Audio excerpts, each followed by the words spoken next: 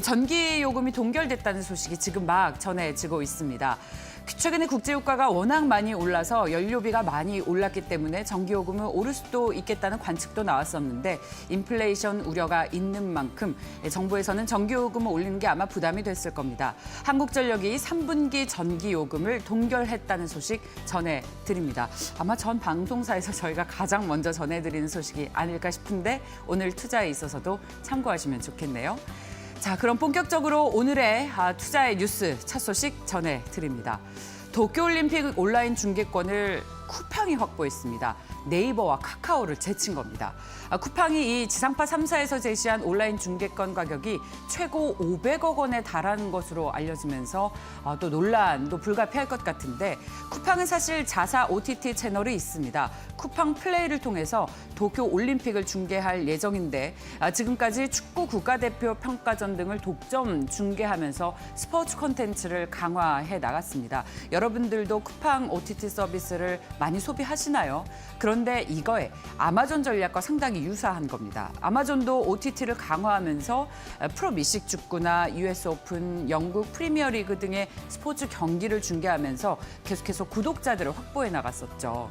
이 쿠팡도 작년 12월에 매달 2,900원 내는 로켓 배송 와우 서비스 회원들에게 이 동영상 스트리밍 서비스인 쿠팡 플레이를 무료로 제공을 하면서 사실상 OTT 시장에 진출을 했는데 이 당시만 해도 이 쿠팡의 OTT 시장 파급력이 얼마나 크겠냐면서 회의적이었습니다. 그저 고객 유치를 위해서 무료 영화를 제공하는 서비스 성격 정도에 그치지 않겠냐라고 봤는데 오산이었습니다.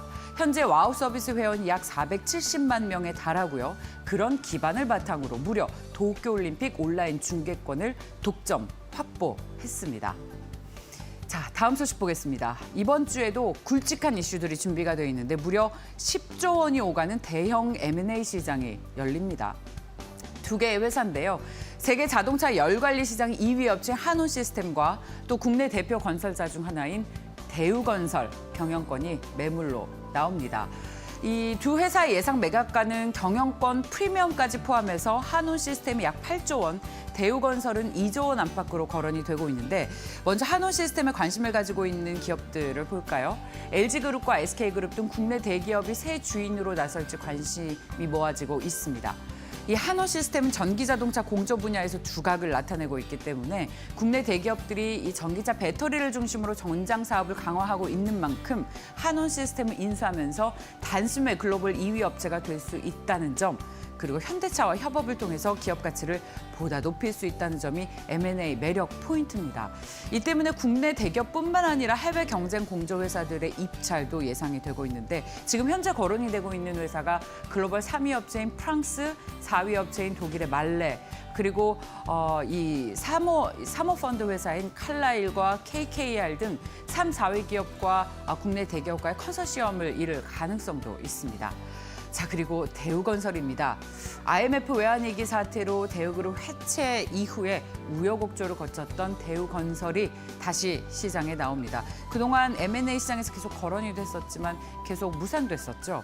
국내 시공 능력 평가 6위, 연매출 10조 원입니다. 시장에서는 DS네트워크와 사모펀드 등이 손잡은 DS컨소시엄과 중흥건설 또는 일부 사모펀드가 경합할 것으로 보고 있습니다. 대우건설 관련 소식은 오는 25일에 예정돼 있습니다. 미래에는 미디어, 예술, 스크린, TV가 물리적으로 존재할 필요가 없다.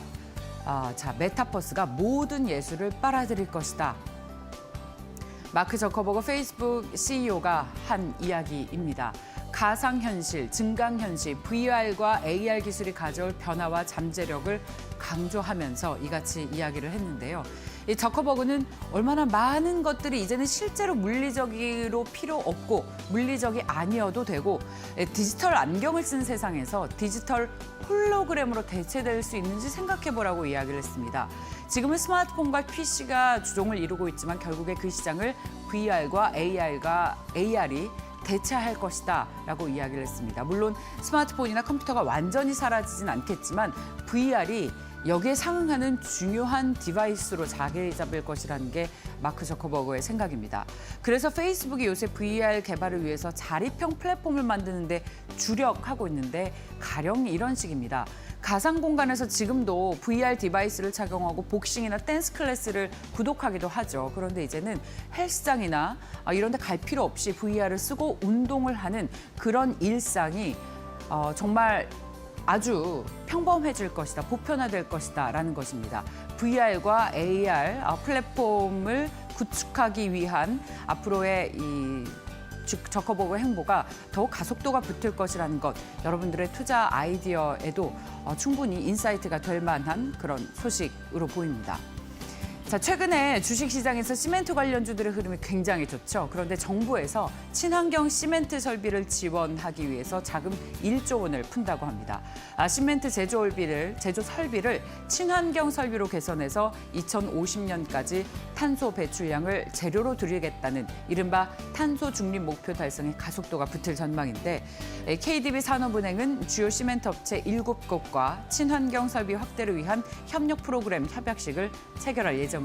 이에 따라서 한은은 ESG 경영 확대와 탄소 중립 목표 달성을 위해서 산업은행이 탄소 배출 비중이 높은 시멘트 산업 자금 지원에 나섭니다. 이것은 지난 14일 기자들과 가진 온라인 브리핑에서 시멘트 산업에 대한 자금 지원을 산업은행이 약속을 한 바 있죠. 여기에 대한 구체적인 실행들이 나오고 있는 것으로 보입니다. 다음 소식 보겠습니다. 한국 정부가 체코 원전 수출에 본격 시동을 걸었습니다. 문재인 정부 주요 공약이 탈원전이었는데 재밌네요. 탈원전을 내걸었지만 원전을 수출한다. 한 국가에서 기본 정책 기조가 확확 바뀌는 걸 보고 계십니다. 문승욱 산업부 장관이 현지 시간으로 체코를 방문해서 체코 총리와 산업통상부 장관을 만나서 체코 원전 사업에도 적정 예산을 들여서 우리도 제때 시공할 수 있다라고 강조를 했다고 합니다. 체코의 제조기술과 한국의 원전 전문성을 결합하면 좋은 결과를 낼 수 있다고도 이야기를 했는데, 여기에 대해서 체코 총리도 한국이 체코 입장에서는 안보 리스크가 없고 또 중국, 러시아의 체코 원전 사업에도 참여해 반대한 야당들도 한국에 대해선 반대 의사를 표시하지 않고 있다면서 한국의 입찰 참여에 문제가 없을 것이라고 밝혔습니다. 우리가 이렇게 체코의 원전 산업에 눈독을 들이는 이유는 체코는 현재 이 원전에 8조 원을 들여서 1000에서 1200메가와트급 원전 1기 건설을 추진하고 있습니다. 여기에 우리나라뿐만 아니라 미국과 프랑스가 수주 3파전을 벌이고 있습니다. 자, 어쨌거나 요즘 이 정부 차원에서도 원전 관련 소식이 계속 나오고 있네요. 자, 마지막 소식 보겠습니다. 기준금리 인상이 임박했다는 신호가 나오면서 기업들도 미리 자금을 조달하는 움직임이 굉장히 빨라지고 있습니다. 시장 금리가 빠르게 상승하면서 기업으로서는 금융 비담이 계속 커질 수밖에 없기 때문이죠. 상반기에 공모회사채 발행 금액은 역대 최대인 40조 원 안팎에 이를 전망입니다. 이 현재까지 발행됐거나 예정된 금액만 37조 원에 달해서 이미 역대 가장 많았던 상반기 수준을 뛰어넘었습니다.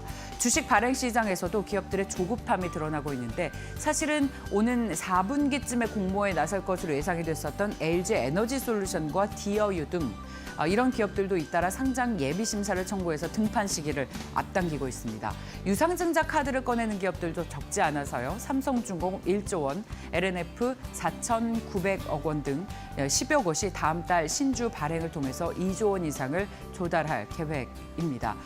올해 국내 기업의 상반기 주식 발행 규모의 추정치는 12조 원을 넘어서서 지난해 전체 금액 10조 원을 이미 넘어선 규모입니다. 자, 다음은 증권사에서는 어떤 이슈에 주목을 하고 있을지 직접 들어보도록 하겠습니다. 교보증권 영업부의 오기철 차장입니다. 안녕하세요, 차장님. 네, 안녕하십니까? 네, 오늘은 어떤 이슈에 주목하고 계십니까? 네, 지난주 또한 일단은 화제가 되었었던 OLED 관련주에 대해서 일단은 말씀드리려고 합니다. 지금 최근에 OLED 관련주들이 이제 가격대가 상승하면서 좀 좋은 흐름을 보이고 있는데요. 지난 한 주 OLED 유기 재료를 생산하는 덕선 네오록스, OLED 필름 등을 공급하는 이녹스 첨단 소재, 폴리아미드 필름 담당하는 PI 첨단 소재, 소로스 첨단 소재, 이러한 종목군들이 좀 강세를 나타내면서 일단은 디스플레이 관련주들의 흐름이 상당히 좀 좋았습니다. 내년도는 일단은 OLED 시장이 이제 어게인 2017년으로 될 것으로 좀 보고 있는데요. 2017년 애플이 OLED 아이폰을 출시하면서 관련 시장이 좀 한 단계 도약했던 그런 경험이 있었습니다. 내년도 일단은 OLED IPD가 출시 계획으로 이제 애플이 삼으면서 이러한 그 전망들이 계속해서 힘을 좀 얻고 있고요. 최근에 이제 스마트폰과 IT, TV로 이제 OLED 침투율이 확대가 계속해서 가속화되는 전망들이 나오고 있으면서 OLED 관련주들에 대한 관심과 일단은 지금 분위기가 상당히 좀 높아지는 그런 모습을 보이고 있습니다. 또한 이에 따라서 관련 기업들에 대한 재평가도 좀 해야 된다는 분석들이 계속 나오고 있어서 서플라이 체인 관련주 종목군들로 이제 LG 디스플레이, 덕산테크코피아, PI 첨단소재 등에 좀 관심을 갖고 있는 상황이고요.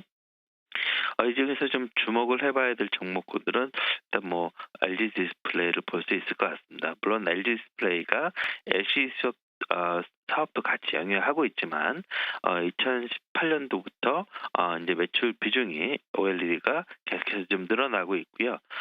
전년대에는 약 32%, 올해는 약 39%로 OLED의 매출 비중이 증가할 것으로 보여지고 있습니다. 그리고 일단은 OLED 매출 비중이 이제 증가하는 것이 좋은 이유가 TV의 경우 하이엔드 시장이 단가가 단기 TV 수요 등락의 영향을 크게 받지 않고 있고 모바일의 경우 이제 작년도 이제 코비드 19 피해 사태로 외부 활동 재개에 따른 추가 피해가 좀 없었던 점 이런 것들이 OLED 침투율의 상승을 좀 이끌어주고 있습니다. 또한 이제 실적적인 측면에서 보게 되면 2분기 실적이 좀 어닝 서프라이즈를 좀 기록할 것으로 예상이 되는데요. 전분기 대비 약 35% 정도 증가한 약 7천억 정도를 예상하고 있고 3분기 영업이익도 약 8천억 정도를 추정을 하고 있어서 일단은 예상했던 실적 추정치보다 다 뛰어넘는 그런 실적을 보일 것으로 예상이 되고 있습니다. 그런 상황이기 때문에 단기적으로 시장 접근하시는 것보다도 OLED 시장이 계속해서 성장할 때 대장주인 LG 디스플레이로 관심을 갖고 시장 접근하시면 좋을 것 같고요. 다만 이제 지난 주말에 미국 증시가 좀 조정을 받았기 때문에 LG 디스플레이도 23,000원대 조정을 받으면 부산 매수하시는 전략이 유효할 것으로 보여집니다.